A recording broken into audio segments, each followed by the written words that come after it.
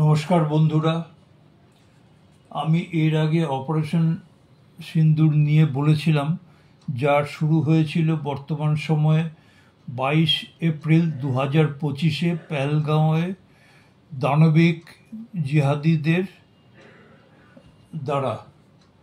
তার প্রতিক্রিয়ায় তার ঠেলা বুঝিয়ে আমাদের ভারতের থেকে কেটে নেওয়া উত্তর পশ্চিম দিকের যার নাম বিদেশি লুটেরারা অনুপ্রবেশকারীরা দিয়েছে পাকিস্তান। এবং আমাদের প্রধানমন্ত্রীর কথাই বলছি, অপারেশন সিন্দুর চালু আছে। এবারে একটু এ ব্যাপারে আমার সামান্য অভিজ্ঞতার কথা বলি। 7-8 বছর আগে বইমেলায় গিয়েছিলাম, কলকাতার বইমেলায়, যেটা বাৎসরিক হয়। তো সেখানে দেখা হলো, বা বলা ভালো, তারাই হঠাৎ দেখা দিল সামনে। তাদের পোশাক, তাদের চেহারা বলে দিচ্ছিল তারা কারা। তারা পরেছিল ছোট ভাইয়ের পায়জামা আর বড় ভাইয়ের পাঞ্জাবি, গালে দাড়ি, মাথায় জালিদার টুপি। বলে দিতে হবে না তারা কারা। জনা 7-8 যুবক, হাতে কিছু কাগজপত্র, মনে হয় কিছু প্রচারপত্র আমার হাতে তারা দিল। দেখা গেল এই সব আরব দেশ থেকে উঠে আসা কিছু মন্ত্র, কিছু ধর্মের প্রচারপত্র। আমি উৎসাহিত বোধ করলাম, বললাম হ্যাঁ, খুব ভালো। আপনাদের কাছে কিছু আমার প্রশ্ন আছে এই ব্যাপারে। শুনে প্রথমেই বলল, আমরা ধর্মের সৃষ্টিকর্তার বিরুদ্ধে কোনো কথা শুনবো না। আমি কোনো প্রশ্ন করার আগেই এই কথা, ঠিক আছে। আমার প্রশ্ন, আপনাদের ছোটবেলায় যে একটা ছোট অপারেশন হয়, সেটা তো আপনাদের ধর্ম অনুযায়ী, আপনাদের ধর্মের যিনি প্রধান পুরুষ, আপনাদের কথা অনুযায়ী ভগবান তো তাকে একা একা বলে দিয়েছিলেন বা আদেশ করেছিলেন, এই বলে যে লক্ষ লক্ষ বছর ধরে আমি, মানে ভগবান, এই ভুল করে আসছি। ছেলেদের শরীরের একটা নির্দিষ্ট স্থানে চামড়া দিয়ে এখনও সেই ভুল করছি, ভবিষ্যতেও করতে থাকব। তোমার কাজ হবে সবাইকে বলা যে ছোটবেলায় সেই চামড়া কেটে বাদ দিতে হবে। অর্থাৎ আপনাদের কথা মতো ভগবান স্বীকার করছেন যে লক্ষ লক্ষ বছর ধরে তিনি ভুল করে আসছেন। বন্ধুরা অবাক হবেন শুনে, ওরা 7-8 জন ট্রেন্ড ধর্ম প্রচারক, যথেষ্ট পড়াশোনা করা। এই বিষয়ে ওদের থেকে একজন বলল, এটা জরুরি না, যেমন দাড়ি টুপি আছে, নাও থাকতে পারে। হ্যাঁ বন্ধুরা, এটাও ওদের কথা, এটা আমার কথা না। আবার পেহেলগামে পুরুষদের প্যান্ট খুলিয়ে ধর্মের চিহ্ন দেখে গুলি করে হিন্দু সনাতনীদের মারে, হত্যা করে। আমার মতো সাধারণ মানুষ বুঝতে পারছি না কোথায় পার্থক্য, কোথায় সত্যি। মিথ্যের উপর ভিত্তি করে কোটি কোটি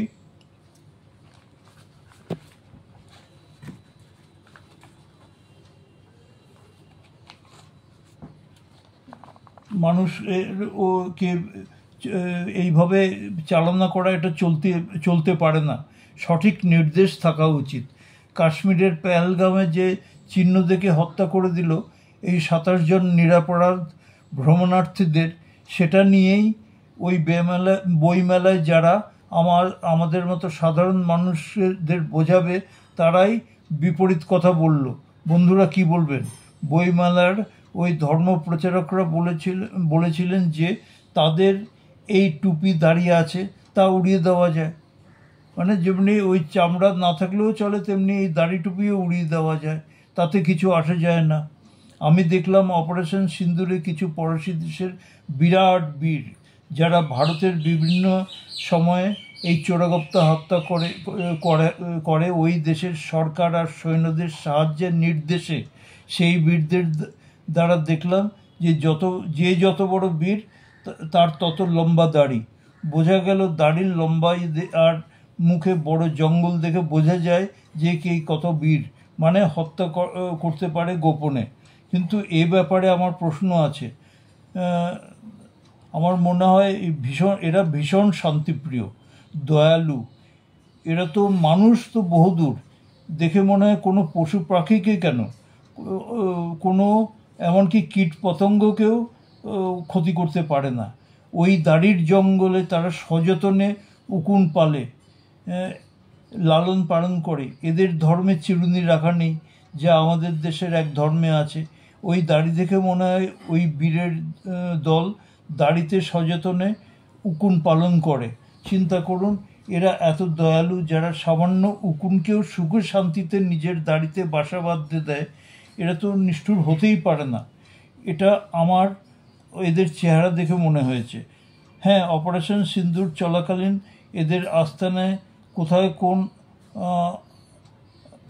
আত্মঘাতের নাটের গুরু বিরাট পরিবার সাঙ্গপাঙ্গ নিয়ে লুকিয়েছে সেই দেশে, যে দেশে বোধ হয় 100% শান্তিপ্রিয়।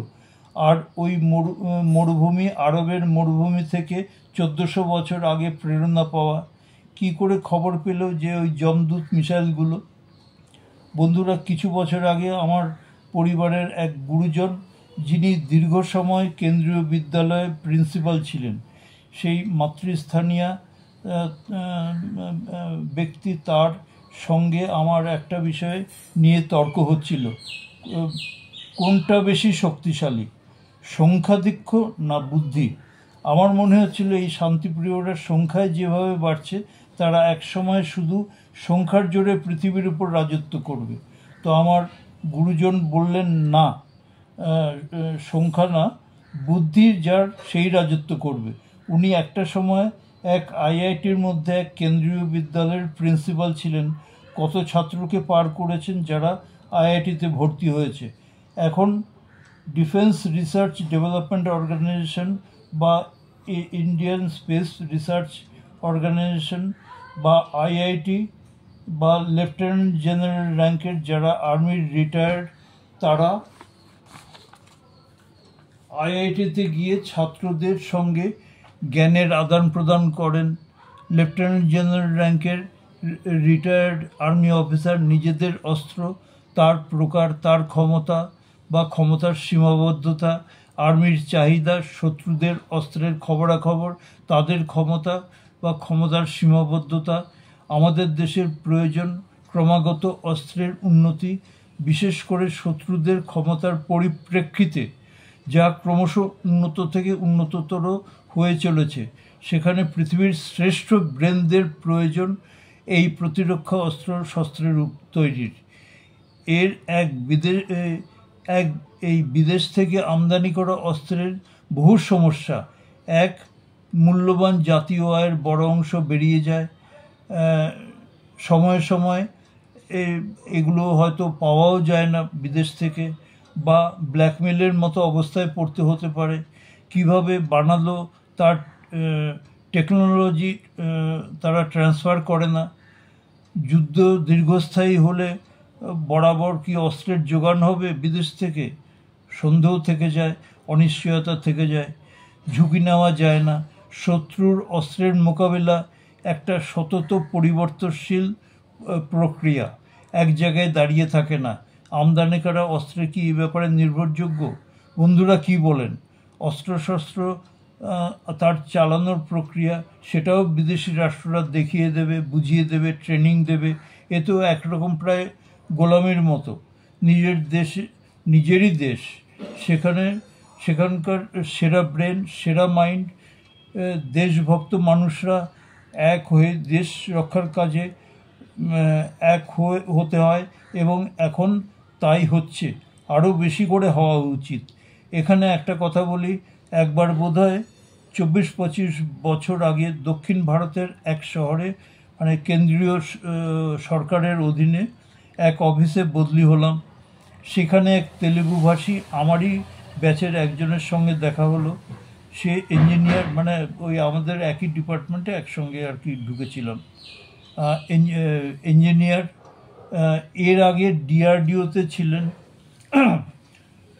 ওখানের চাকরি ছেড়ে কেন্দ্রীয় সরকারের আরেক ডিপার্টমেন্টে এসেছেন।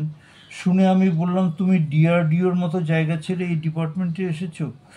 হ্যাঁ, এখানে বলে রাখি, আমরা পুরো ভারতে 1979-80-তে, মানে 1979-80-তে সবাই কেন্দ্রীয় সরকারের অফিসে যোগ দিয়েছিলাম। তো আমার প্রশ্নের উত্তরে সে কি বলল জানেন?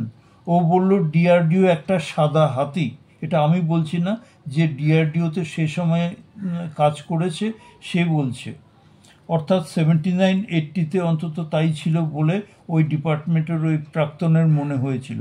এখন দেখুন, সেরা ব্রেন, সেরা মাইন্ড ডিআরডিওতে জয়েন করছে, এবং সেটা করছে সেরাটা দেওয়ার জন্য। বিদেশে গিয়ে আমাদের সেরা ইঞ্জিনিয়ারিংয়ের ব্রেন IITN রা বিদেশে গিয়ে বিদেশকে বড়লোক করার পরিবর্তে দেশকে সুরক্ষিত রাখাটা নীতিগতভাবে সঠিক?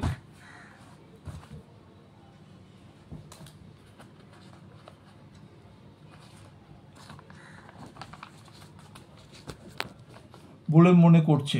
কথা প্রসঙ্গে বলি, অনেক আলোচনায় রিটায়ার্ড লেফটেন্যান্ট জেনারেল বা মেজর জেনারেলরা আর্মির, তারা বলেন ভারতের প্রাক্তন প্রতিরক্ষা মন্ত্রী মনোহর পারিকর, বন্ধুরা মনে আছে তো, অত্যন্ত সৎ এবং একজন IITian। তার সময়ে তিনি যেসব কাজ করে গিয়েছেন তার সুফল এখন দেশ পাচ্ছে। আমাদের দুর্ভাগ্য উনি অল্প বয়সে ক্যান্সারে চলে গেলেন। দেশে এরকম মানুষই দরকার। IITর দেখুন, উনি তো চলে গিয়েছেন, কিন্তু এই আর্মির জেনারেলরা তাকে এখনও মনে করছেন। এই হচ্ছে মানুষ। মানে মানুষ মনে রাখবে কে কীরকম ভালো কাজ করেছেন সেইভাবে, আর কে কী বদামি করে গিয়েছে সেইভাবে, তাদের ওপরে আর কি। যাই হোক,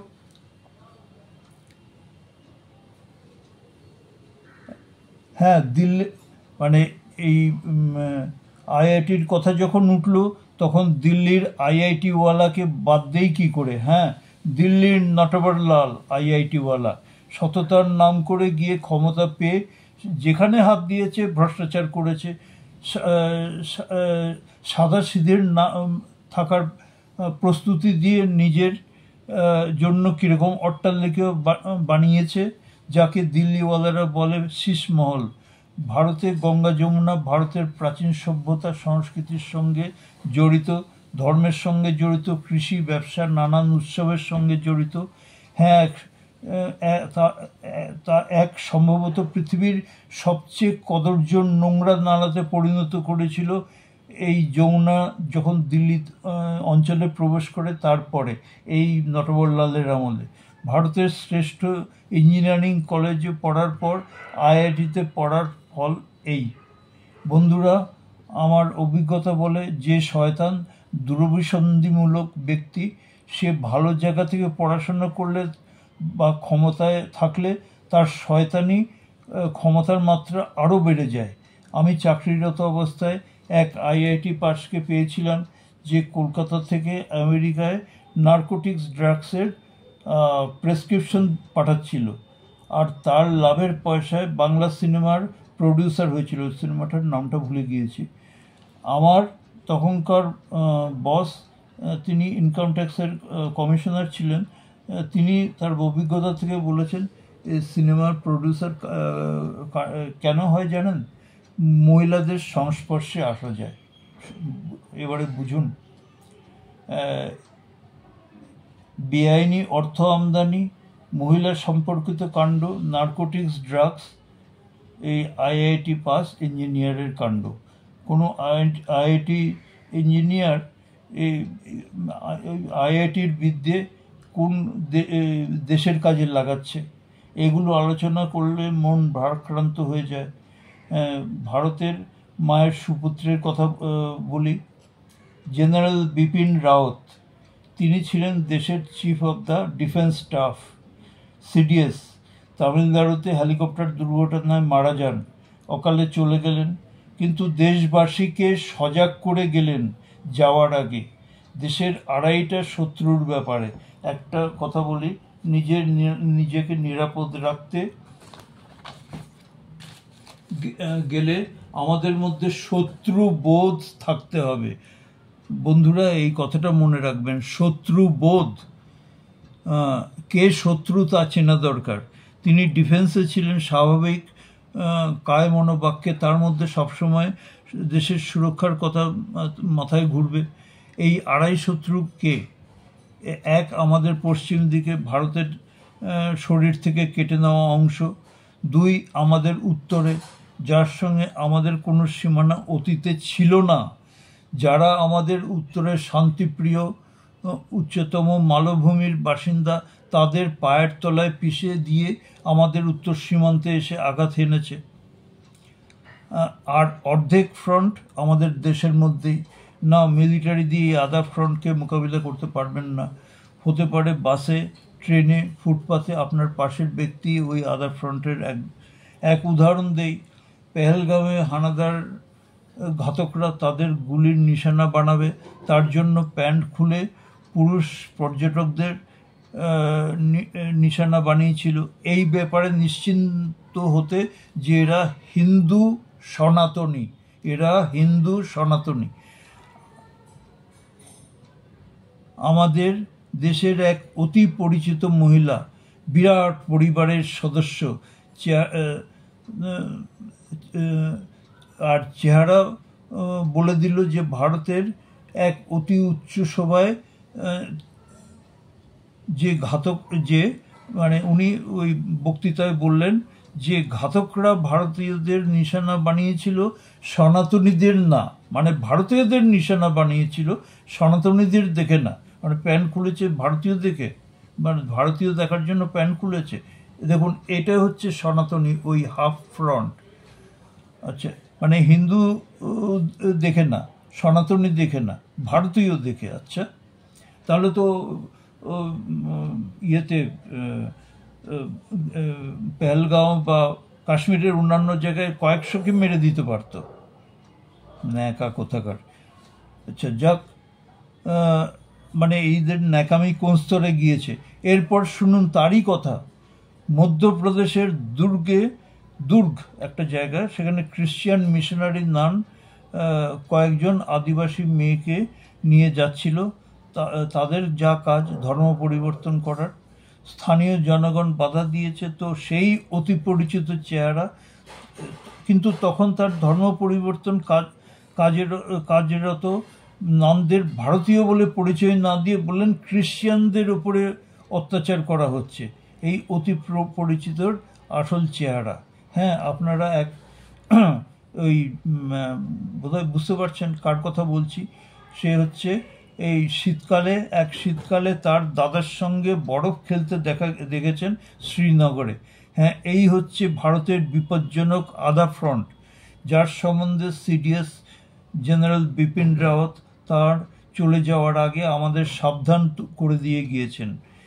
একজন পাক্কা সোলজার, কর্তব্য সম্বন্ধে সচেতন, একজন দেশ রক্ষক সোলজার। সাবধান হন বন্ধুরা, দেশের সুরক্ষা নিয়ে সাবধান হন। হ্যাঁ, জেনারেল রাওয়াতের বহু আগে মহাভারতের যুদ্ধভূমিতে অর্জুন শ্রীকৃষ্ণকে বলেছিলেন বর্ণসংকর মানে নরকবাস। স্পষ্ট ভাষায় সেই কোন যুগে অর্জুন প্রভু শ্রীকৃষ্ণকে এই কথা বলেছিলেন বর্ণসংকর সম্বন্ধে, এর অর্থ বলে বোঝাতে হবে না। আশা করি গীতার বাণী ভুল হবার না। অনুরোধ করব একটু পড়ে নেবেন। যেভাবে লাভ জিহাদের আঘাত আসছে, কয়েকদিন আগে ইউপির বলরামপুরে লাভ জিহাদ সম্বন্ধে জেনেছেন নিশ্চয়ই। বিদেশের বিশাল টাকা ঢালা হচ্ছে। আর এই যে মহিলার কথা বললাম, যিনি ওই পেহেলগাঁও আর নাম নিয়ে একটা কনফিউশন বা উল্টোপাল্টা বলছেন, তিনি ওই বর্ণসংকর। বুঝতে পারছেন? ধন্যবাদ বন্ধুরা।